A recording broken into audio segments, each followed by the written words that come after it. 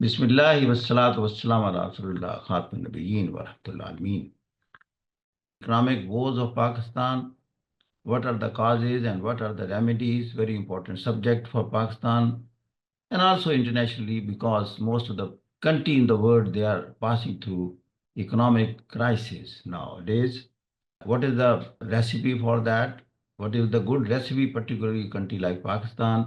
बात ये है कि इसमें हमने पहले तो बताना है economic indicators, where our economy stands now.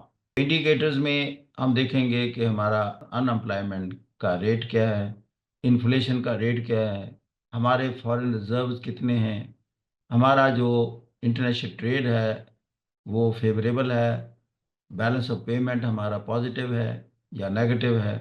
इसी तरीके से मुल्क का जो जीडीपी ग्रोथ रेट है वो क्या है। ये इंडिकेटर्स बताते हैं कि वेयर कंट्री स्टैंड्स। लेकिन जब हम इन तमाम टच स्टोन्स पर अपने कंट्री को एग्जामिन करते हैं तो हम बड़ी आसानी से कह सकते हैं कि our country is in the economic doldrums. We are really passing through a very critical phase. हमारे फॉरेन रिजर्व्स बड़े कम हैं, इन्फ्लेशन रेट बड़ा हाई है, प्राइस हाइक होती है, फिर आवाम उसका बर्डन फील करते हैं, और फिर यहाँ जॉब नहीं है, फॉरेन इन्वेस्टमेंट नहीं है। जॉब ना होने की वजह से हुकूमत के रेवेन्यू कलेक्शन के सोर्सेज बड़े कम हो जाते हैं। अगर हुकूमत अपने अखराजात पूरे करने के लिए टैक्सेस लगाती है तो ह्यू एंड क्राई होता है from the masses, because their earning capacity has gone down. फिर जीडीपी ग्रोथ रेट कम है। क्यों कम है? जीडीपी ग्रोथ रेट बढ़ता है जब फॉरेन इन्वेस्टमेंट आए उस मुल्क में, इंडस्ट्री लगे, फॉरेन एक्सचेंज आए। लेकिन जब वो ना आए तो फिर क्या होगा? हुकूमत के पास सिवाय कि बाहर से लोन लेना और लोन लेकर मुल्क चलाना कोई और हल नहीं होता।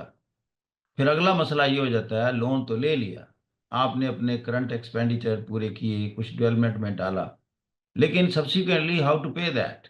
पे करने के लिए फिर इकोनॉमिक एक्टिविटी जनरेट होनी चाहिए, जो फिर नहीं होती।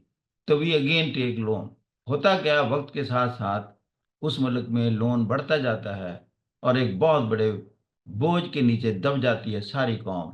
और फिर फाइनली इस सतह पर कई मुल्क पहुंच जाते हैं कि वो जो किस्त ड्यू होती है to the banks from where we have gotten that loan, we are unable to pay that, that is known as the default state। कि उस कंट्री ने हाथ उठा लिए हैं कि मेरे पास पैसे नहीं हैं आपका कर्ज वापस करने के लिए। तो that is very critical phase.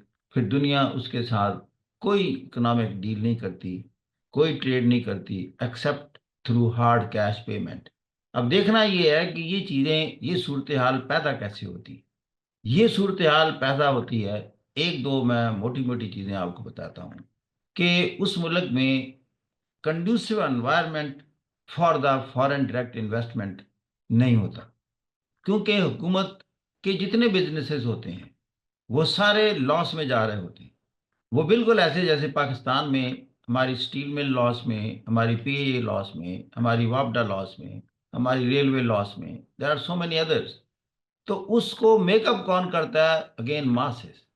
अब मासेस पर टैक्स लगाएंगे तो एक मासेस में अनरेस्ट क्रिएट होगा, but that is not the solution unless you get loan from abroad. अब चीज ये है कि पाकिस्तान जैसे ममालिक मौजूद हैं, इन्हीं हालात में से निकले जो, और वो निकलने का तरीका क्या है, उसे कहते हैं एफडीआई, फॉरेन डायरेक्ट इन्वेस्टमेंट। दुनिया में ना पैसे की कमी है, ना टेक्नोलॉजी की कमी है, ना इंडस्ट्रियल नो हाउ की कमी है।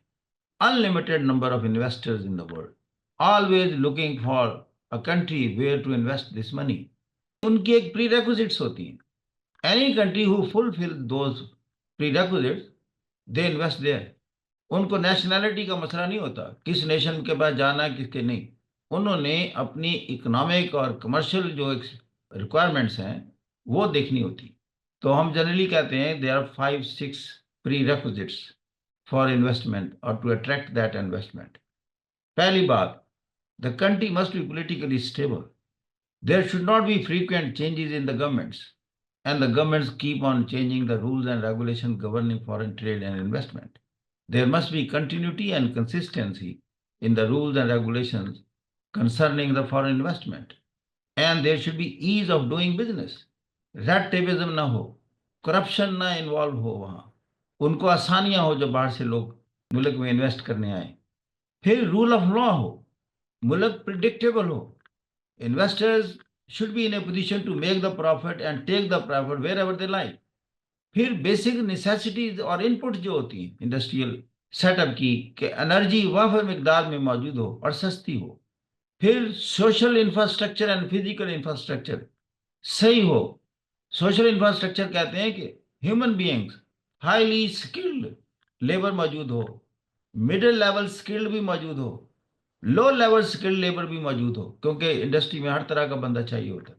फिर आता है physical infrastructure, network of roads, railways, internet, wifi signals strong. और फिर पॉलिटिकल स्टेबिलिटी के साथ जुड़ी होती है कि वहाँ पॉलिटिकल अनरेस्ट ना हो, टेररिस्ट एक्टिविटीज, प्रोटेस्ट, ये चीजें ना हो. The people who are there, I mean coming from abroad, their life should be protected. ये सारी चीजें डिस्करेज करती हैं इन्वेस्टमेंट को. फिर उस मुल्क में अगर टैक्स इवेजन हो तो हुकूमत के पास सोर्सेज ऑफ इनकम कहाँ रह जाएगा. जो बिग गन्स हैं, जिनकी इंडस्ट्रियल एम्पायर्स हैं, अगर वो टैक्स इवेड करने में बड़े माहिर हों और उनके लिए टैक्स इवेजन करना मुश्किल ना हो, it means you are blocking the way to the government exchequer. यानी ये सारा ये है कि एक क्रिमिनलिटी का राज हो उस मुल्क में. तो फिर जितने भी इन्वेस्टर्स होते हैं, they avoid to invest in that country. कहाँ जाएंगे? जहाँ कंपैरेटिवली ये सारी चीज़ें फेवरेबल होंगी.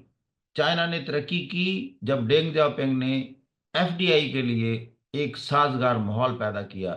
1978 ऑनवर्ड ये तब्दीली लाया, और देखते देखते 1990 के बाद, यानी 10 साल के अंदर, मुल्क को सेट कर दिया और उसका इकोनॉमिक ग्राफ ऊपर जाना शुरू हो गया.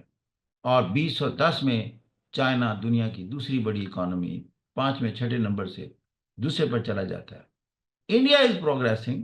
इंडिया का जीडीपी ग्रोथ रेट अराउंड 7 है. इस हमारे साउथ एशिया में हाईएस्ट इस वक्त जीडीपी ग्रोथ रेट है इंडिया का, इसलिए कि एफडीआई इतनी इन्वेस्टमेंट आ रही है. फिर हमने देखा सिंगापुर इमर्ज हुआ इसी एशिया में, साउथ कोरिया इमर्ज हुआ, Indonesia is emerging now very fast, Vietnam is emerging fast, Thailand is also performing well, Malaysia is also performing well. This is very unfortunate. The performance of Pakistan is not satisfactory. तो अब अगर आपसे पूछा जाए कि what is the way out, what is the recipe? Recipe is the same. Making use of which India is trying to come out that poverty net now. China has come out of that poverty net. Indonesia and Vietnam are coming up very fast. Malaysia has done very well. Singapore has been declared as the welfare state. This South Korea has done marvelous things. It means things are achievable. These are in your hands. But there is a crisis of intention. Pakistan is not short of potentials. Pakistan has so many potential. But we don't have the servant leadership.